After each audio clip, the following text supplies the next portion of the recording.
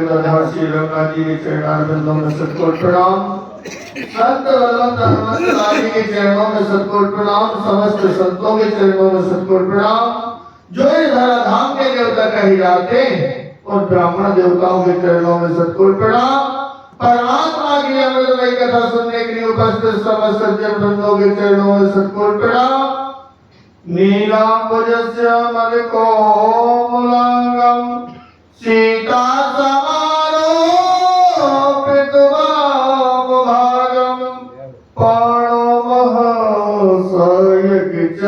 चारुचापम नमामि रामम रघुवंशनाथम। जिनकी सेवा भाव के ऋणी भये श्री राम उन महावीर बजरंग बली को बारंबार प्रणाम। सारे जग को छोड़ के मैं आयो तुमरे द्वार। जनक ललिमा जानकी हम सबकी ओर तुलसी तन के न छोड़ियो लेने हरि को नाम। यहाँ मनुष्य मजूरी देते हैं क्यों राखेंगे राम। चित्रकूट का मधुगिरी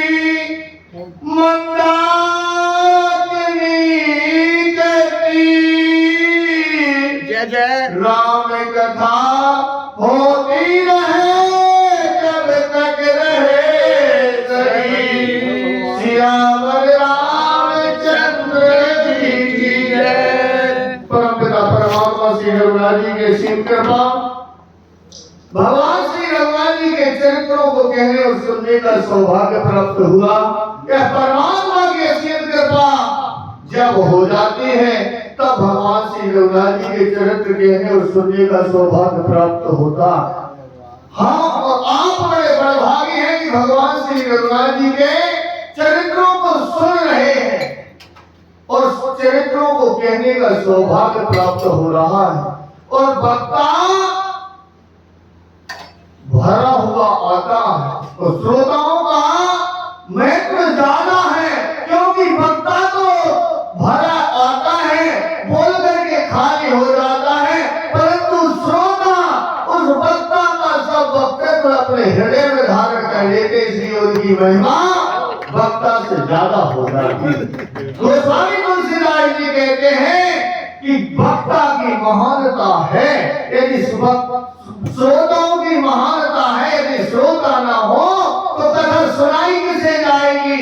गोस्वामी तुलसीदास जी यह भी अभी महाराज जी ने कहा कि 7 सोपान है। 7 सोपान तो है, यदि इस जलाशय में उतरना चाहते हो तो भी 7 सीढ़ियां हैं, और यदि ऊपर चढ़ना चाहते हो तो भी 7 सीढ़ियां। इस शरीर के अंदर भी 7 ही चक्र हैं, मूलाधार चक्र से लेके आज्ञा चक्र तक। यदि एक के बाद उन 7 चक्रों पर यह जीव पहुंच जाएगा तो भगवान से सहस्त्र चक्र से ऊपर करके 11वें द्वार से भगवान से मिलकर के भवसागर से पार हो जाएगा।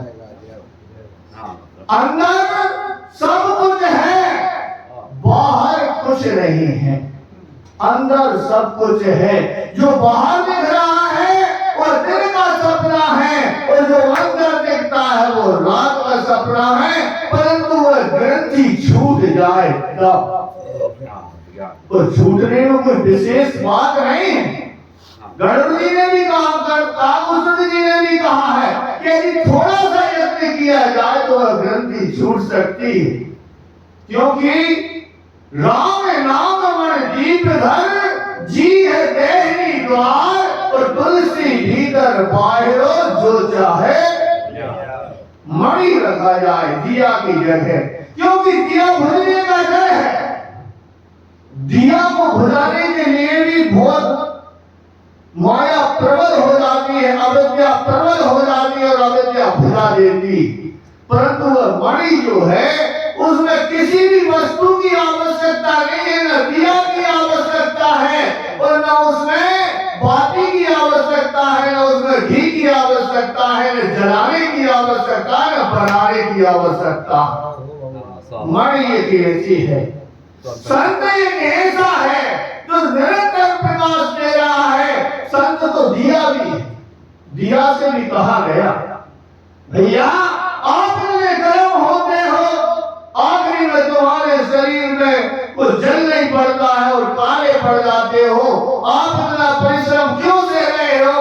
तो दिया ने कहा, भैया चाहे मैं भले ही जल जाऊं, मुझे जलना मंजूर है, मुझे तपना मंजूर है, परंतु मैं अनेक आदमों को अपने घर तक उजाले में पहुंचा देता हूं। यही तो महान पुरुषों का काम है। कल्याण संतों की महिमा इसीलिए तो लाई जाती है। संत यदि इस जीव पर कृपा कर दे और यदि भगवत की कृपा कर दे तो ही इसके लिए, ये अभी महाराज जी बोल रहे थे, गोपद एवं भाव निधि तरही, दे गोपद एवं भाव निधि तरही, उसके लिए संसार सागर गौ के खुर के समान हो जाता है। और पार लगने में टाइम नहीं बताओ, गौ को खुर में पानी भरो हुए तो पार करने में अपने कष्ट पड़े नहीं पड़े। फर्क इतना है, अपन भी कमा रहे हैं इतनी ताकत से महात्मा कमा रहे हैं, संत भी इतनी ताकत से कमा रहे हैं। अपन भी 2 एकड़ की जमीन लेकर और कहते हैं जीप के कार्य आप पैसा जोड़े जाए, जीप बनवाने के भैया जो केंद्र दूसरों बदल लेंगे तो एक कार्य पैसा जोड़ो, और फिर अपनी बिटिया की शादी है अब जाके कार्य पैसा जोड़ो। जितनी ताकत से मनुष्य कमा रहा है उतनी ताकत से संत कमा रहा है, परंतु यह निरंतर लगा हुआ है कमाने में क्या वस्तु का, इसको छोड़कर जाना है। और महात्मा जिस वस्तु को, संत जिस वस्तु को कमा रहे हैं वो अपने साथ ले जाने के लिए कमा रहे हैं। फर्क इतना है, अपने ने जो कमाई की है वो छूट जाना है और संतों की जो कमाई है वो उसके साथ में जाना है। तो महान पुरुषों ने कहा है कि साथ चले सोई धन है, संतो छूट जाए सो माया, संग चले सोई धन है, संतो छूट जाए सो माया। जो अपने साथ चले उसकी कमाई करना है। छूटने वाली तो माया है और एक दिन छूट जाएगी। यदि 12 मंजिल किसी का मकान है, जब उसको उसके प्राण निकल जाएंगे तो उसको धरती पर डाल दिया जाएगा। बताओ फिर डबल बेड के पलट करने का दर्जा। संतों ने इसीलिए वह वस्तु कमाई कि अपने साथ जाए, साथ चले सोई धन है, संतो छूट जाए सो माया। यह माया तो यह संसार माया कमा रहा है जो यहाँ रहने वाली है, और संत वह धन कमा रहे हैं जो साथ में जाने वाला। राम जपत निर्धन भलो, टूटी घर की छान, और सुंदर भवन किस काम के, जहाँ भक्ति नहीं भगवान का युधिष्ठिर उन्होंने जब जीते हस्तिनापुर के सामने राजमहल, जब युधिष्ठिर जी और भीम अर्जुन नकुल सहदेव सो रहे थे, मैंने नींद नहीं लगी, चौंक रहे। तो फिर कृष्ण भगवान से कहा, माधव हमारे लिए इस महीने नहीं लगने, हमें 12 साल को वनवास और 1 साल को अज्ञातवास, बहुत अच्छा हो। जामे तो हमें नींद नहीं लगती कि मैं रहूं, हमें बहुत बुरा लगा था। भैया तुमने जो धन कमाया है इसमें तुम्हारे परिवार की, तुम्हारे घर वालों की, गुरुओं की, महान ऋषियों की तुमने हत्या करी, तो नींद कैसे लगा? इसके लिए आपको कोई उपाय करना पड़ेगा। तो साथ जाए तो धन है और छूट जाए तो माया। तो माया कोई साथ चलने वाली नहीं है, इसलिए महान पुरुष को वह कमाई करते हैं। महान पुरुषों ने भी कहा है कि तुलसी है जग निर्धना और धनवंता नहीं कोई, धनवंता सोई जानियो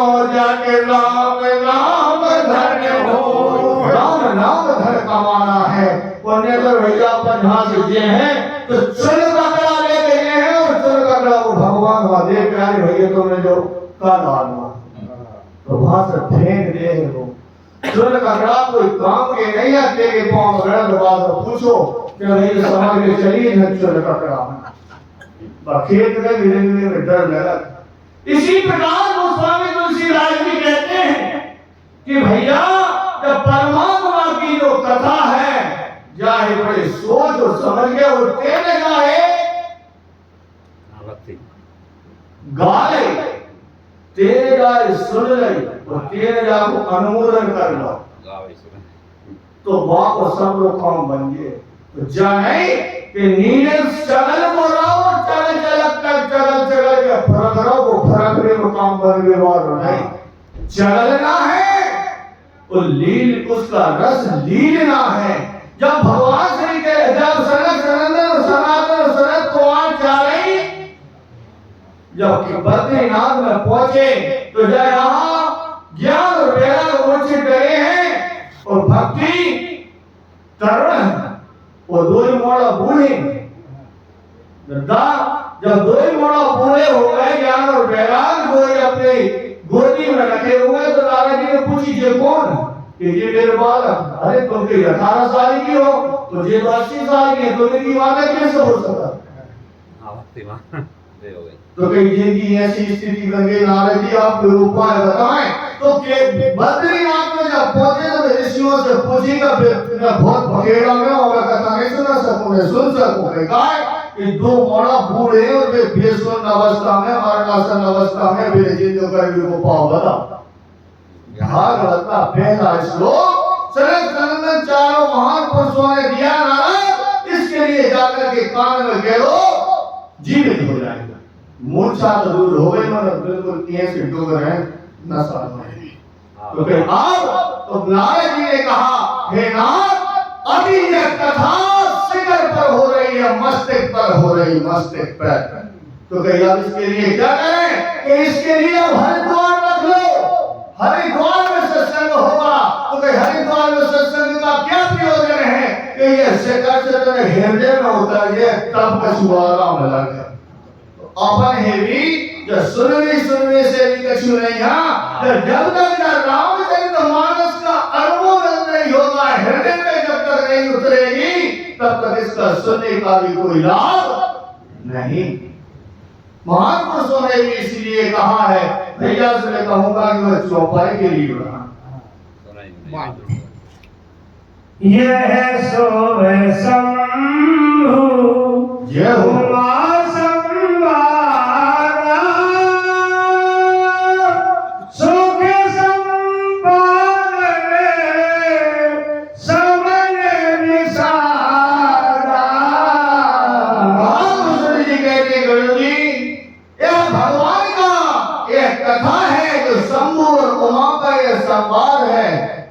देखो जो 4 घाटों पे चल रही है सरोवर के एक जगह याज्ञवल्क्य जी भरद्वाज जी के बीच में यह कथा हो रही है माता भवानी के और भगवान भोलेनाथ के बीच में हो रही है कालभूषण गरुड़ जी के बीच में हो रही है और तुलसीदास जी के और सब संतों के बीच में हो रही है। आज गोस्वामी तुलसीदास जी कहते हैं कि जो कोई भी शंभु और उमा का यह संवाद जो कोई पढ़ेगा जो सुनेगा जो इसको समझेगा उसका क्या हो जाएगा। तो बाबा गोस्वामी तुलसीदास जी कहते हैं कि कालभूषण जी ने गरुड़ जी से कहा कि उस जीवी के हृदय में सुख हो जाएगा और उसका शोक नाश हो जाएगा। भव भंजन गंजन संदेहा जन रंजन सज्जन प्रिय। कालभूषण जी कहते हैं हे गरुड़ जी आपको ध्यान पूर्वक सुनिए भगवान भोलेनाथ और माता पार्वती के बीच का यह संवाद है जो कथा है उसको जो ध्यान से सुनेगा उसका भाव भंजन जन्म और मरण का मरण जन्म और मरण का अंत हो जाएगा। आप जाएगा। परमात्मा के लोग में कौन कौन रहता? दशरथ जी से पूछी, दशरथ जी काल से गरुड़ में जटायु जी कह रहे हैं प्रभु मैं जा रहा हूँ, अब जहाँ तुम मोल भेज रहे हो तो तुम्हारे पिताजी भी चले गए, तो भक्का क्यों हूँ तुमसे? भगवान श्री राम के लिए थोड़ा क्रोध आ गया कि मेरे पिताजी मोल में बस में भक्त थे, परंतु वो राम राम कह राम कह राम राम कह राम 6 दरवाजे पार कर रहे, एक बार राम कह रहे मन साथ हो रहे हो तो स्वर्ग ही जा पाए। तो कहे भैया देखा तुम जहाँ जा रहे हो मेरे पिताजी नहीं गए। जीव के लिए का पता है मैं मर के कहाँ जाऊंगा? बताओ यदि मैं मर जाऊं मोल का पता है मैं कहाँ जाऊं? कौन ही पता है? कबीरदास जी ने कहा कि मैंने आके तो सारे देखे और जाता हूं कोई नहीं देखो कौन कहाँ जा रहा हूं। आते हुए तो मैंने सबको देखा, परंतु जाते हुए मैंने किसी को नहीं देखा। तो वह भगवान की भक्ति, भगवान का नाम यदि मिल जाए तो मकर तार से चढ़कर के वह जीव उस परम धाम के लिए जा सकता है, और वह मिलना कठिन है, पहले तो आए समझने कठिन। ऐसा गोस्वामी जी कहते हैं कि भाव भंजन गंजन संदेहा जन रंजन सज्जन प्रिय देहा, जन्म मरण का अंत करने वाला है, जिसके हृदय में किसी भी प्रकार का संदेह हो, यदि वह ब्रह्मचारी है उसका भी संदेह का नाश करने वाला है, कोई सन्यासी है उसका भी संदेह का नाश करने वाला है, और संसारी की जो बातें छोड़, क्योंकि यह दृष्टि 3 प्रकार की काम करती रहता। जैसे महाभारत का युद्ध सबने देखा, वह युद्ध था। जैसे राम जी की कथा है, राम जी के जन्म से लेकर रावण के वध तक जो कथा है, चरित्र है, देखने की दृष्टि वही है। जनक वासियों ने भी देखा और लंका वासियों ने भी देखा, तो फर्क कितना दृष्टि देखने की। सारे महाभारत के लिए संसार में देखा कि आज इतने मर गए, कल इतने मर गए, परसों इतने मर गए, ऐसे 18 दिन 28 दिन चल रहा देखा। परंतु अच्छा एक दृष्टि तो जब हो गई सबने युद्ध देखो, दूसरी दृष्टि संजय के लिए भी भगवान ने वह दृष्टि दूर से देखने का काम कर रही। राजमहल में बैठे हैं परंतु देख रहे हैं कि युद्ध में क्या हो रहा, रणभूमि में क्या हो रहा, यह दूसरी दृष्टि है। तीनों काल के जानने वाले जो जानकार होते हैं वो कहीं भी बैठे हो, वशिष्ठ जी अवध में बैठे हैं, विश्वामित्र जी ने भी देखा कि हो गए राम जी का जन्म, चलो अवध चलो। जिन ने देखा सबने दिव्य दृष्टि से जहां बैठे वहीं से देख रहे हैं, जब दूसरी दृष्टि हो गई तो जब युद्ध जीत गए अर्जुन दोनों, तो भीम दोनों भुजाओं में देखने लगे हमने बहुत बड़ा युद्ध जीतो। भगवान श्री कृष्ण के भैया भैया हो रही है का हो, तो फिर ने कहे भैया अब मैंने पब्लिक वजना से बैठो किसी से अपना पहाड़ पर रख दी है, चलो भाई घर पर लग रहे कम से कम बाबू घर तो बने, तो 5 ही पंडों लेके भगवान श्री कृष्ण जब पब्लिक के पास गए, दूर से देख करके पब्लिक भगवान को रोने लगे, नेत्रों से जल की धार बह रही है, कंठ अवरुद्ध हो गया। तो उन्होंने कहा कि हे भैया मुझे आने में थोड़ी देर हो गई, परंतु मैं आपसे एक बात पूछना चाहता हूँ पब्लिक, तुमने इस युद्ध में देखने की तुम्हें अभी बड़ी लालसा थी, तुमने इस युद्ध में क्या देखा? पब्लिक कह रहे हैं हे परमात्मा आप मुझे से फिर भी पूछ रहे हो कि मैंने इसमें क्या देखा? इसमें मैंने सिर्फ चक्र सुदर्शन के चलते के अलावा मैंने इसमें कुछ नहीं देखा। देखने की बात है। यहाँ को स्वामी तुलसीदास जी कहते हैं कि जिसमें जिसके संदेह हो उन सारे संदेहों का नाश करने वाली रामचरितमानस है, और राम जी के भक्तों को आनंद देने वाला और संत पुरुषों को ये अति प्राणों से ज्यादा प्रिय है। राम उपासक जे जग माही, यही सम प्रिय तेने कछु नाही। जी ने कहा हे गरुड़ जी, राम जी के जितने भी उपासक हैं, जितने भी उपासक यहाँ महाराज जी ने एक बार इसका संदेश करके बताया था कि उपमा ने देवता और सहायक वाले उसके घेरा रहना, समीप रहना, राम के समीप रहना। हाँ। जो बहुत अच्छे परमात्मा के वो बात मुझे याद है कि उपासक उसको कहते हैं कि उपमा ने उस देवता जिसका भी जो रिश्ते है और उसके आसपास निवास करे जब तक उसका व्रत करे, जब तक उसी का नाम उपवास है। उपमा ने देवता उसी के आसपास वास करे, उसी का नाम उपवास है। ऐसा गोस्वामी जी कहते हैं कि जो राम जी के उपासक हैं, जितने भी जगमानी जितने भी हैं, राम जी की कथा के अलावा उन्हें दूसरी कोई चीज सुहाती नहीं है। चाहे कितना दूर हो और राम जी की कथा हो तो चले देख, सिर्फ राम जी के भक्तों के लिए भी है, सुख देने वाली है। रघुपति कृपा जघामति गावा, मैं यह पावन चरित सुहावा। गोस्वामी जी कहते हैं श्री रघुनाथ जी की कृपा से जथामति गावा, जितनी मेरी बुद्धि, जितनी मेरी सामर्थ्य, जितना मुझे ज्ञान है, जितनी मुझ पर गुरु की कृपा, बिना गुरु की कृपा के कोई कुछ कह नहीं सकता, बिना गुरु की कृपा से कुछ कर नहीं सकता, बिना गुरु की कृपा से कोई चल नहीं सकता, क्योंकि अपन सब मीना बाजार में आए। एक तो अपना पिता पकड़ ले तो काम बन सकता है, और एक अपना गुरु पकड़ ले तो काम बन सकता है। नहीं तो अपन तो दमदमा मांगे, दमदमा में हर पिता के लिए पता है कि जब कागज लगो और बांस की एक बेंच लगी, वो 5 रुपया को आयो जो मान नहीं सके और जो तन्ना घूमे और जो फूट दिए, तो सब दमदमा आज तक फूट गए।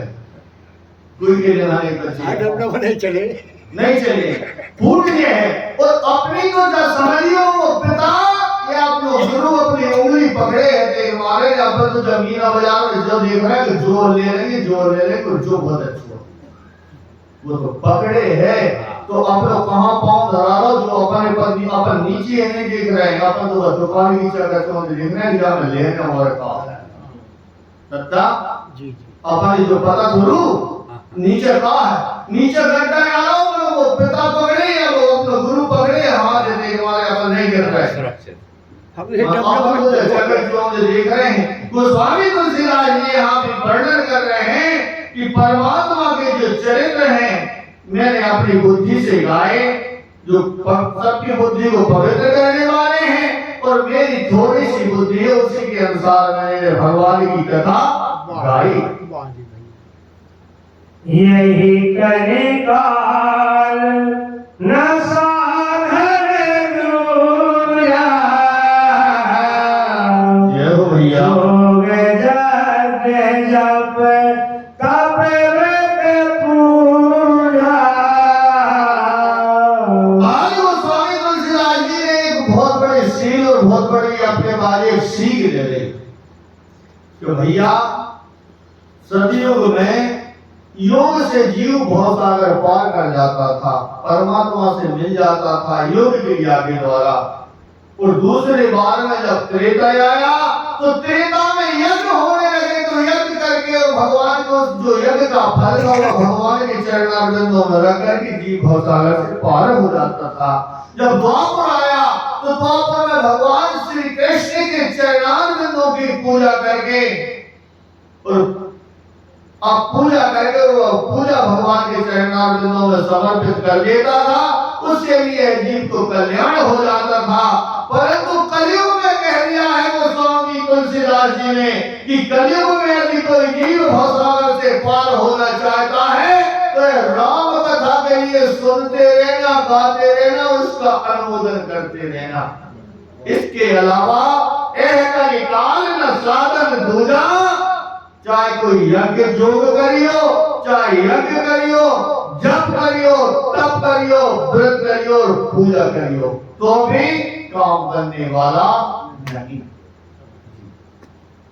राम ही सोमरिए गाइए राम,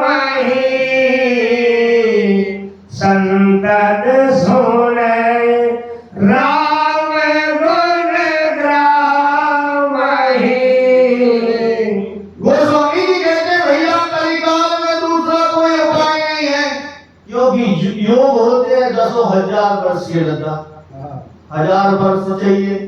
अपनी उम्र 100 वर्ष की, अब 100 वर्ष में अपन 50 वर्ष तो सोवे में चले गए, बचे 50 और 25 वर्ष तक अपन जागरे चले गए दद्दा।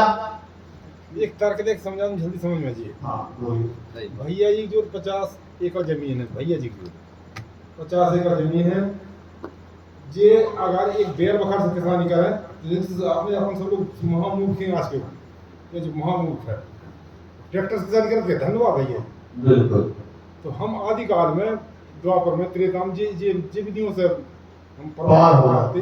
अब जैसा भैया जी की 50 एकड़ जमीन आज बेर बखर किसानी कर बुरी बात नहीं है, अच्छी बात नहीं, मतलब आज का मुझे बेर बखर किसानी कर सब गांव भर आदमी महामूर्ख के काय आज ट्रैक्टर भी है तो जो कदे हो गए जहाँ भजन को हो गए हम ये जो सब एक तरह हाँ, भजन से सब वो बाकी साधन सब देव हो गए, मतलब केवल कीर्तन ही को भजन भाई परमात्मा हो गए। तो आज ये ट्रैक्टर से जो सबको धन्यवाद के हैं, ये से हम सब एक परमात्मा भजन उतरेगा, सबको धन्यवाद का जो एक तर्क है छोटी तर्क नहीं सही सही बात है। राम ही सुमरिया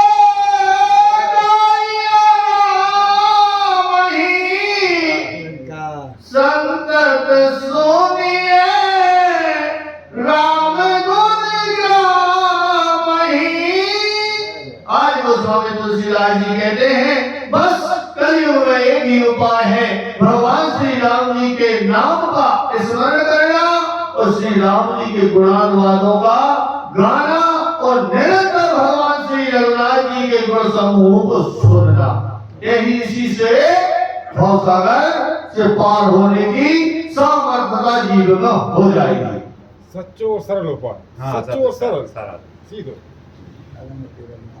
जासुपदे जय हो। जासुपदे पावन बलवाना जय हो। गावहि कवि श्रुति संत पुराना। आज गोस्वामी तुलसीदास जी कहते हैं मेरे राघव जी का इतना सुंदर गाना है, वो किसी को नहीं देखते, जात पात कुल वर्ण धर्म बड़ाई वे कुछ नहीं देखते। उनके लिए तो कपट और छल छोड़ करके जो जीव भजने लगता है उसका वह भवसागर से पार कर देते हैं। जात पतित पावन पावन बड़वाना, कितना भी पवित्र पतित हो, कितना अविधीय हो, सुंदर कांड में तो बहुत कहा है, कितने भी सर्व हो जीव मोहि जगहि जन्म कोटि नासम तवे। वाह भगवान। और कह रहे हैं कि पाप काट निज लोक पठाऊं और तो मैं बंदी छोड़ कहाऊं। यानी मैं तेरे जितने तूने कर जन्म तक पाप किए, करोड़ जन्म तक के भी पाप हैं और उनको यदि मैं काटने का सामर्थ्य नहीं रखता हूँ, मैं तेरे सब जन्मों में पाप काट दूंगा और मैं तुझे अपने भवसागर से पार करके और मेरे निज लोक को पहुंचा दूं। तब तो मुझे तू कहना कि तुम भव के बंधनों को काटने वाले बंदी छोड़ हो, नहीं तो तुम का कोई मुझे जान सकते हो। इसीलिए कहते हैं गाँव कवि शुद्ध संत पुराना, वे भगवान के जो चरित्र हैं ऐसा कवि और वेद और संत और पुराण गाते हैं, ऐसा गोस्वामी जी कहते हैं। ताहि भजहि मन तज कोटराई, राम भजे गति के नहीं पाई। ताहि भजहि मन तज कोटराई, राम भजे गति के ही नहीं पाई। आज वो स्वामी तुलसीदास जी ने कहा कि संसार को तो मैंने पशु पक्षियों का उदाहरण लेकर के कहा, परंतु यदि सीधे मनुष्य से कहूँ भैया तुम सुधर जाओ तो बुराई मानने जैसे कह रहा है मन खुदा के मन से कह रहे हैं तुलसीदास जी, अरे मेरे मन तू भगवान श्री रघुनाथ जी का भजन कर, के ज्ञान त्याग करके के कुटिलता त्याग दे, क्षण त्याग कर उन्हीं को भज। कि वह क्या करने वाले हैं कि श्री राम जी को भजने से किसने परम गति को नहीं पाया। ऐसा कौन है जिसको भगवान का जिसने स्मरण किया तो उसको उन्होंने गति ना दी। देखो जो मांस खाने वाले जटायु जी थे उनको भी भगवान ने वह गति दी जो साधक और सिद्ध और ऋषि और मुनियों के लिए भी दुर्लभ है जी। एक जो भी प्रमाण है ये कोई बाहर भागे हैं बिना कोई न कुछ पाहो दे का प्रमाण दे में स्वीकार करने हो, और मैं जे कोई भीतर घुसे वे कोई खाली हाथ प्रमाण दे जे भीतर प्रवेश भगवान के पावा है खाली मत करे वो जे बाहर भागे तो बिना कुछ पाहो नाम बता वही स्वीकार करने। बिल्कुल हां भगवान के कोई नहीं बैठ खाली हाथ से बहुत असली बिल्कुल। हां उद्धार वाह पाई रति पद पावन राम भज सुन सठ मना गणिका आजा मिल प्यार गीत गजानी खलका रे घना। आज गोस्वामी तुलसीदास जी कहते हैं अरे मन मूर्ख तू ही तो सुधर जा, कम से कम मेरे ही मन तो सुधर जा। क्या सुनूं तो कई दिन भगवान ने पतितों को भी पावन करने वाले भगवान की जो उसका भक्ति है, भगवान का जो नाम है उसको भरकर किसने परम गति नहीं पाई। भगवान ने कौन तार गए कि गणिका ही तार गई, अजामिल ही तार दिया, व्याध ही तार दिया, गीत जी को गीत जटायु जी को तार दिया, गज को तार दिया, जबकि गज का पूरा परिवार छोड़ चुका था। और सब जाके सभी सपड़ा हो तो पत्नियों है, बच्चों है, नातियों है, भाइयों है, बहुओं है, सबके ऊपर शुरू से भर के जल सबके ऊपर डालो। परंतु जब ग्राह ने पैर पकड़ लिया तो सब निकल के बाहर हो गए, छोड़ गए और गज की ताकत, ग्राह की ताकत पानी में ज्यादा हो गई और मरुस्थल का चलने वाला हाथी की ताकत कम हो गई।